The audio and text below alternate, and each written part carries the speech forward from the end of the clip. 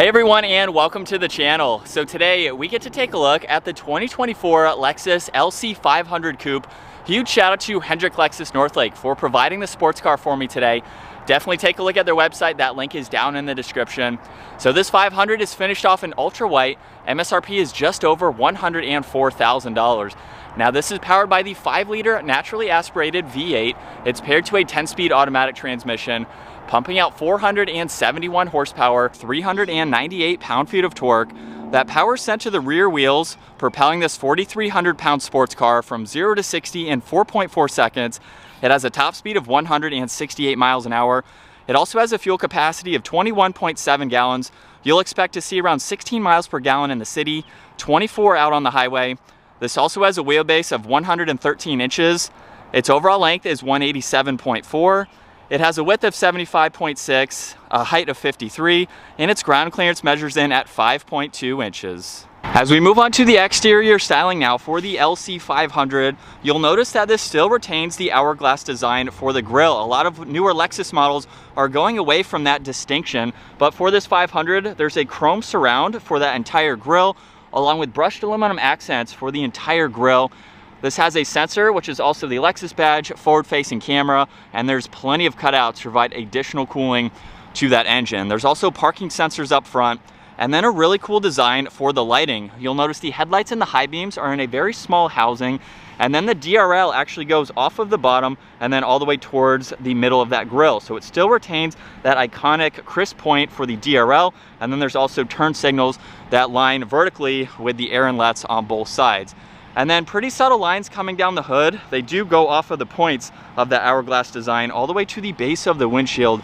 It's a fairly long hood, but with the overall design of this vehicle, I think it gives it a great look. Now this model also has a set of 21-inch wheels with that multi-spoke design. There's the black Lexus brake calipers just behind that. And then for these side mirrors, they have a 3-tone design. There's gloss black, chrome, as well as body colored. Then there's the turn signal and a camera. This also has the gloss black roof, which is nice to see. And then you'll notice all the window trim is blacked out. There's also another functional trim accent just behind the doors. So you'll notice that in the lower side skirt there. And then with the height that I mentioned earlier, it definitely has a low roof line, giving it a very cool look. Almost mimics the LFA in certain aspects. So it's like a baby LFA. Now in back, there's the Lexus badge, backup camera, LC500. Also the LED taillights, which have a great look to them, along with some more of the gray trim accents that you noticed up front. There's all the parking sensors, and then in the lower section, we have that quad tip dual exhaust with some more chrome. Reverse lights are right in the middle, along with some gloss black. Now, as we work our way to the cargo space, you can use the button on the key fob or push on this hidden button over on that right side to gain access. Now, when we open up the trunk, being the coupe, you have actually a good bit of space. Underneath the floor, there's a little bit of storage. There's access to your battery, so you can get access to that, of course. And then there's also several tie-down hooks, so you can secure any items. Now, it's not the tallest trunk, but it does provide you with a decent amount of space to make this a daily driver. Back seats do not fold down, so you're limited to that amount of cargo space for the trunk. Now, as we work our way to the interior, we have the flush door handles, which is cool. So just push that indentation up front. That gives you access to open it up. And now we can take a look at this door panel that has a really cool design to it. So there's leather, there's Alcantara, there's all of the red accents too. We have the memory seating adjustments, your side mirror adjustments. They are power folding. There's all of the window adjustments too, and then a little bit of storage down below. And then we have the power adjusting front seats that are finished off primarily in red with more of the black accents. And now let's take a look at the back seats. Now you can use that button or that lever there to put the backrest forwards, and then from there you do have to push on the control down below to move that seat forwards. Now at 5'10", you're not really buying this for a full 4-seater. As you can tell with that seat all the way back, there's no legroom. But you have a nice design for these. This also has the Mark Levinson audio. You have a little bit of black there in the middle, and then this is me at 5'10". So if I had to ride back in here, it might be for 5 minutes or so. They're there. You can use them for additional storage if needed. You can also get a look at the full Alcantara headliner from this angle too. So they're there if you need them, but not a practical 4-seater, obviously. And then from there, you do have to hold on this button. You'll hear it beep till you get that seat into its original position. Now you do have to step over the door sill there, but it's a low vehicle, so it definitely makes it easy to enter and exit. Now we have the solid and perforated leather steering wheel with some more of those gray trim accents for the controls on both sides. And we have a massive set of steering wheel mounted paddle shifters. But let's fire this up now and take a listen to that NA V8.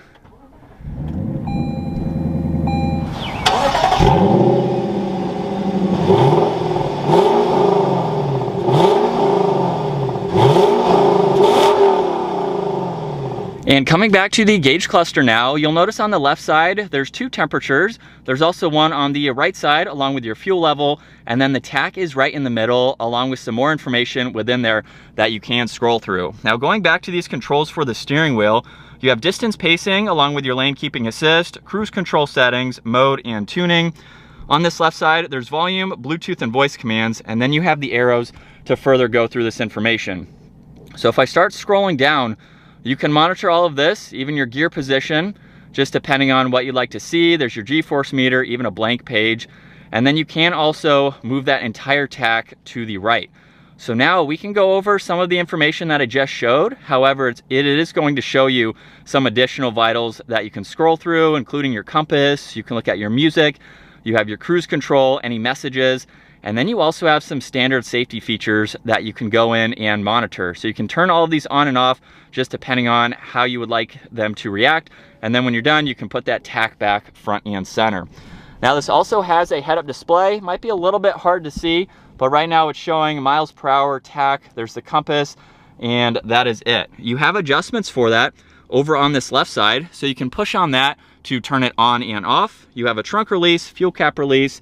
There's some dimmer switches for the gauges. One air vent is tucked away over on that left side.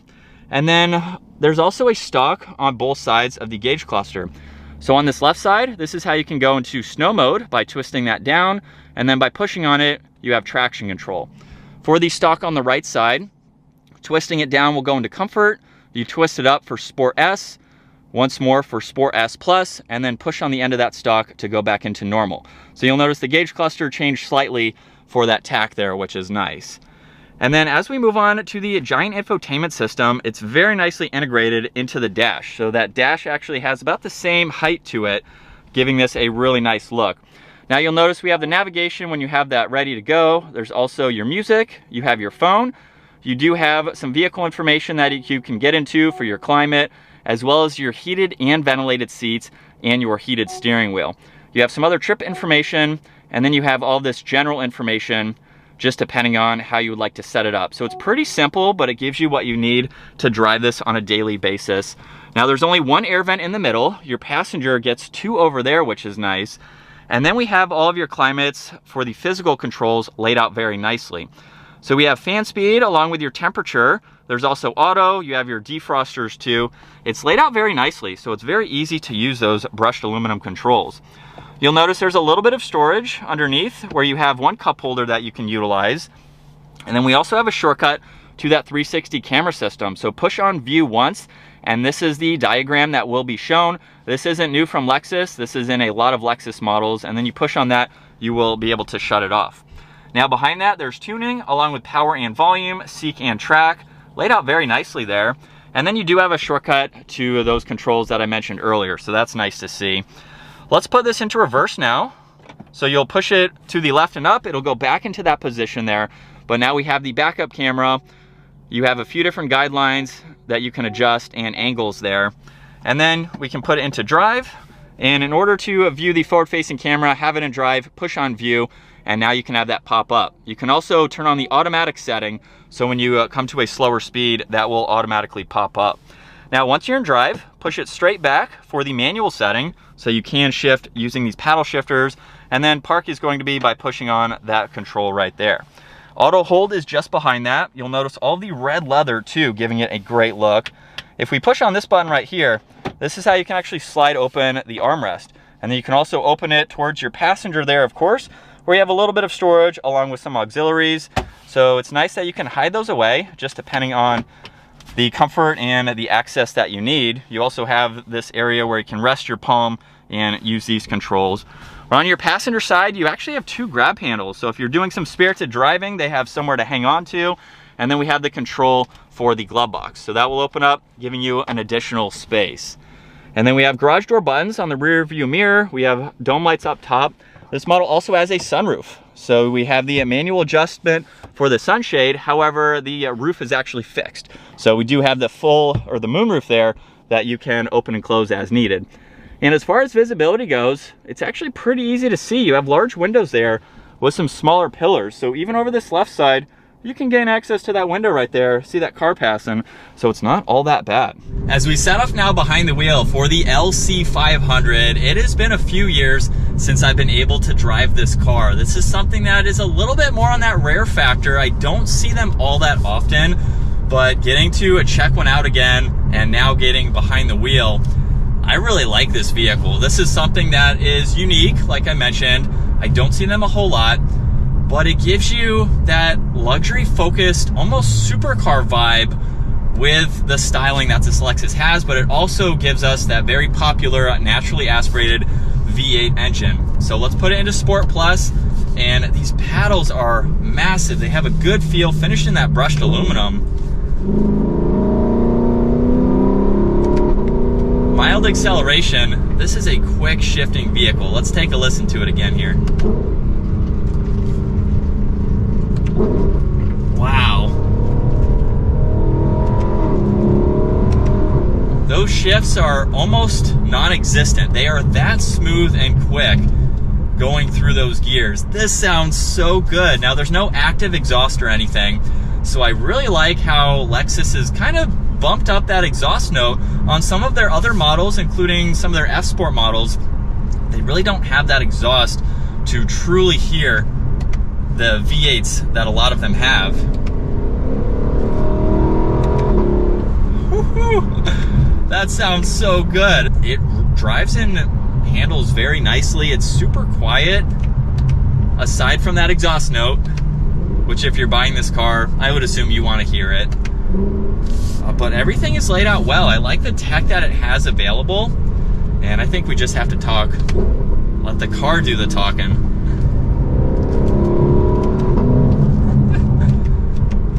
But it's so smooth. Like, I really don't have any complaints with it for the few miles that I'm putting on it today. It's super easy to see. For a 4-seater vehicle, you know, it's not stretched on the inside here, so it's got some good visibility all around. But I could see this being a very good daily driving sports car because you have those Lexus refinements, and if you just put it into the normal setting now, I mean, you can just drive it like normal. You can put it into the normal setting. And if we do put it into normal, let's see if there's a difference with how it shifts and how it reacts. So if we just kind of tone it down a little bit, seems about the same. Maybe a little bit less throttle input, but I guess mainly you're just getting the changes in the gauge cluster there. And from second gear, here we go.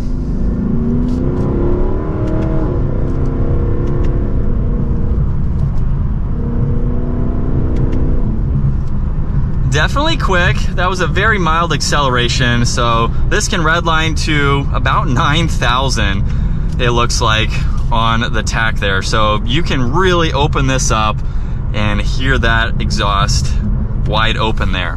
But this is what it's like to be behind the wheel for the LC500. Not too special for the interior, just with the layout. It's borrowed obviously from other Lexus models, so they didn't do anything too special. The paddle shifters are unique. I haven't seen that in any other Lexus model before. But from the outside, obviously you can tell this is something special with its exterior design. So it really is unique, has a great look to it, and with that look, it also has a great drive to it as well. So if you're looking for a sports car, you want something that is going to be reliable with that NA V8, that is something that, I mean, these cars might appreciate over time just simply because of the engine. Since a lot of brands are going away from naturally aspirated, they're going towards turbos or hybrids. I'm not sure if this is the last year for the NA in this Lexus.